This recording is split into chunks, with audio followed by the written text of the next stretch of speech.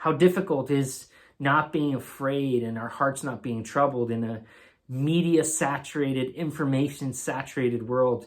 I find myself constantly seeing the updates on my phone, not only of work, but also of what's going on in the world, and thinking to myself, how can I have peace in this moment?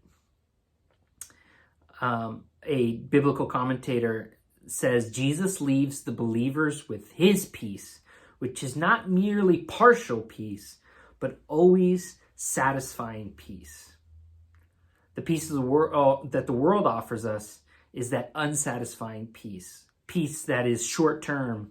Peace from the storm, not in spite of the storm.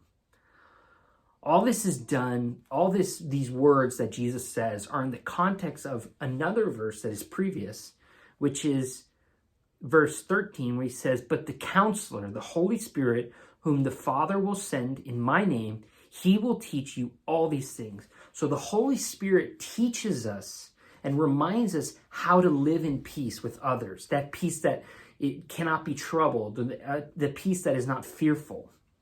This is peace that Jesus leaves us, that is empowered through the power of the Holy Spirit in our lives. Many times in our daily life, this gospel of peace with all people is easier said than done. I know for myself, sometimes I get frustrated with things people say, and the last thing I think is, boy, I need to practice this peace. Instead, I tend to be tempted by anger or frustration. The peace that Christ gives us operates in us, not by our own striving, but through the gift of the Holy Spirit.